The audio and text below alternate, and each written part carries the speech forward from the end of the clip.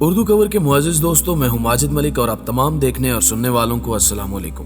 میرے پاس کوئی آپشن نہیں بچا، میں مایوسی کی انتہا کو چھو رہا ہوں۔ اس کی آواز میں آنسوؤں کی نمی تھی۔ میں نے ٹیشو پیپرز کا ڈبہ اس کے سامنے رکھ دیا۔ اس نے 2 پیپرز کھینچے اور آنکھوں پر رکھ کر رونے لگا۔ انسان کی زندگی میں اکثر ایسے لمحات آتے ہیں جب اس کا رزق تنگ ہو جاتا ہے۔ اس کے تمام عزیز رشتہ دار اور دوست اس کا ساتھ چھوڑ دیتے ہیں اور زندگی کی خوشیاں پتوں کی طرح ایک ایک کر کے جھڑ جاتی ہیں اور وہ خود کو مکمل طور پر ہوپ لیس محسوس کرتا ہے۔ یہ میک اینڈ بریک کا لمحہ ہوتا ہے اور اس لمحے میں زیادہ تر لوگ ہمت ہار بیٹھتے ہیں۔ دنیا میں ہر سال 21 لاکھ لوگ خودکشی کرتے ہیں اور یہ 21 لاکھ لوگ مرنے سے قبل اسی قسم کی صورتحال کا شکار ہوتے ہیں۔ یہ نوجوان بھی اس وقت اسی قسم کی صورتحال سے گزر رہا تھا اور میں چپ چاپ اس کی گفتگو سن رہا تھا۔ اس کا کہنا تھا کہ 10 برسوں میں اس کا سارا کاروبار تباہ ہو گیا۔ اس نے نوکری کے لیے کوشش کی مگر نوکری نہیں ملی۔ بیوی ناراض ہو کر میکے چلی گئی۔ بھائیوں نے اپنے دروازے بند کر دیے۔ والدین انتقال کر گئے۔ دوست ساتھ چھوڑ گئے۔ قرض داروں نے اس کی زندگی عذاب کر دی اور وہ خود دمے کا مریض ہو گئے۔ اس کا کہنا تھا کہ زندگی اس کے لیے موت سے بدتر ہو چکی ہے، چنانچہ اس نے اب مرنے کا فیصلہ کر لیا ہے۔ میں نے پوچھا، پھر تم میرے پاس کیوں آئے ہو؟ اس نے بتایا کہ وہ مرنے سے پہلے کسی کو اپنی کہانی سنانا چاہتا تھا۔ میں نے اس کا شکریہ ادا کیا اور اس کے بعد اس سے پوچھا، کیا تم نے تاریخ پڑھی ہے؟ اس نے ہاں میں گردن ہلا دی۔ میں نے پوچھا، کیا تم نے انبیاء کرام کا احوال پڑھا تھا؟ اس نے ہاں میں سر ہلا دیا۔ میں نے پوچھا، تم نے اس احوال سے کیا سیکھا؟ وہ حیرت سے میری طرف دیکھنے لگا اور ذرا سا سوچ کر بولا، کچھ خاص نہیں۔ میں نے عرض کیا، دنیا کے تمام نبی زندگی میں کسی نہ کسی مشکل وقت سے گزرے تھے۔ اس مشکل وقت میں دکاندار انہیں سودا نہیں دیتے تھے۔ گاؤں اور بستی کے لوگوں نے ان کا حقہ پانی بند کر دیا تھا۔ وہ کنویں سے پانی تک نہیں لے سکتے تھے اور ان کے سنگی ساتھی، عزیز رشتہ دار، حتیٰ کہ والدین تک نے ان کا ساتھ چھوڑ دیا تھا۔ اس مشکل وقت میں انبیاء کرام نے کیا کیا؟ میں خاموش ہو کر اس کی طرف دیکھنے لگا۔ اس نے تھوڑی دیر سوچا، انکار میں سر ہلایا اور آہستہ سے بولا، I don't know۔ میں نے مسکرا کر سر ہلایا اور نرم آواز میں جواب دیا، ہجرت۔ انبیاء کرام نے اس مشکل وقت میں ہجرت کی تھی۔ وہ ایک بستی سے نکل کر دوسری بستی میں چلے گئے تھے اور اس ہجرت نے ان پر اللہ کے کرم کے سارے راستے کھول دیے تھے۔ وہ حیرت سے میری طرف دیکھنے لگا۔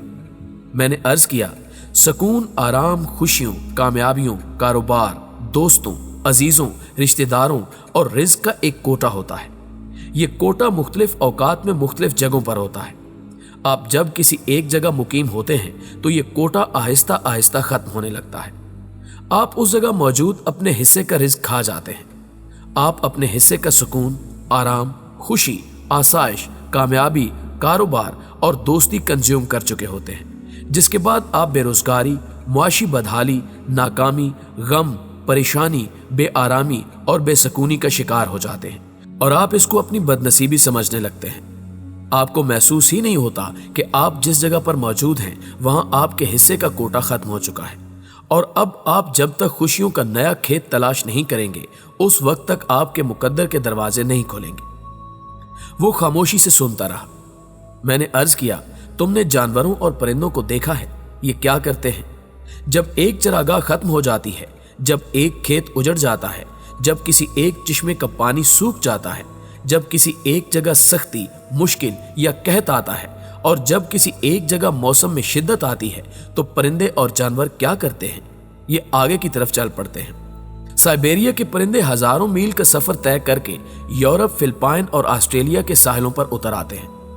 منگولیا کی ہرنیں پولینڈ پہنچ جاتی ہیں اور آسام کے شیر مظفر آباد آ جاتے ہیں، کیونکہ یہ زمینی حقائق کو انسانوں سے زیادہ سمجھتے ہیں۔ چنانچہ یہ سختی کے زمانوں میں اپنا دیش بدل لیتے ہیں۔ یہ نئی چراگاہیں اور نئے جنگل تلاش کر لیتے ہیں اور یوں مسرتوں کے نئے خزانوں تک پہنچ جاتے ہیں۔ اس دوران جب ان کے آبائی دیشوں کے حالات ٹھیک ہو جاتے ہیں، وہاں برفیں پگھل جاتی ہیں، قحط ختم ہو جاتے ہیں یا بیماریاں ختم ہو جاتی ہیں تو یہ واپس اپنے ٹھکانوں کی طرف لوٹ جاتے ہیں اور یوں ان کی زندگی بھی قائم رہتی ہے اور ان پر خوشیوں اور مسرتوں کا سلسلہ بھی کھلا رہتا ہے۔ وہ خاموشی سے سنتا رہا۔ میں نے عرض کیا کہ دنیا میں 2 قسم کے فلسفے ہیں، ایک ہنس کا فلسفہ ہے اور دوسرا مرغابی کا زاویہ نظر۔ دنیا میں جب کوئی جوہر تالاب یا ندی سوکھتی ہے تو مرغابی فوراً نقل مکانی کر جاتی ہے، جبکہ ہنس اس سوکھی ندی، اس تالاب اور اس جوہر کے کنارے بیٹھا رہتا ہے۔ وہ کنارے پر بیٹھے بیٹھے بھوکا پیاسا مر جاتا ہے، اور تمہارا مسئلہ یہ ہے کہ تم ہنس کی طرح زندگی گزارنے کی کوشش کر رہے ہو۔ اس شہر میں تمہارے حصے کا رزق، خوشیاں، مسرتیں اور کامیابیاں ختم ہو چکی ہیں، لیکن تم یہ جوہر چھوڑنے کے لیے تیار نہیں ہو۔ چنانچہ تم ہنس کی طرح آہستہ آہستہ موت کی طرف بڑھ رہے ہو۔ اگر تم نے قدرت کے اتنے واضح سگنل کو نہ سمجھا تو تمہارا حشر بھی ہنس جیسا ہوگا، تم بھی کسی خشک چٹان پر مرے ہوئے پائے جاؤ گے۔ ناظرین گرامی، وہ حیرت سے میری طرف دیکھتا رہا۔ میں نے عرض کیا، تم نے اکثر ایسے لوگوں کی کہانیاں سنی ہوں گی جو حالات کے جبر کی وجہ سے خالی جیب کسی اجنبی ملک میں اتر گئے، اور اس پورے ملک، اس پورے شہر میں ان کا کوئی جاننے والا نہیں تھا۔ وہ اس شہر کی زبان سے بھی واقف نہیں تھے، لیکن پھر چند برس بعد وہ اس شہر کے رئیس ترین لوگوں میں شمار ہوتے تھے۔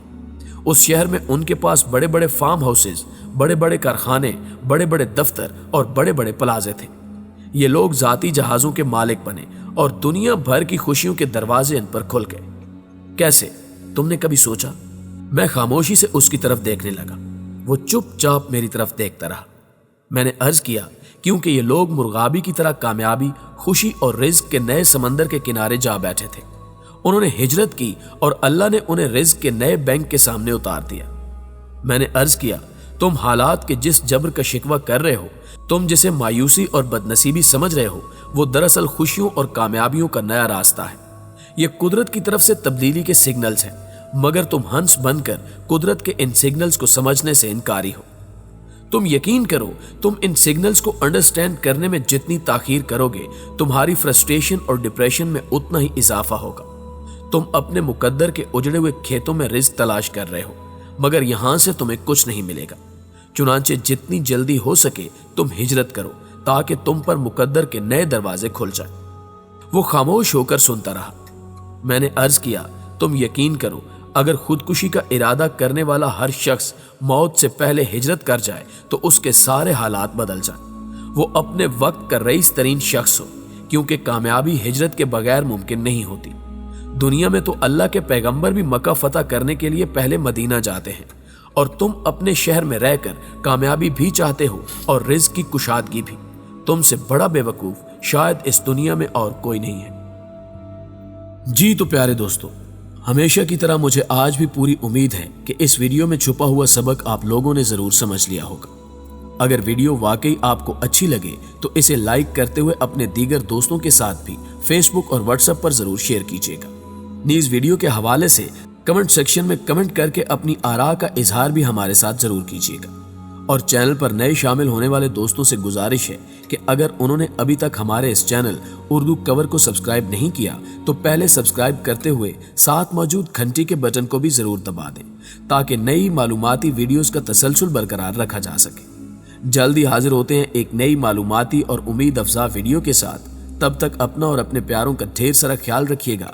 اللہ نگہبان۔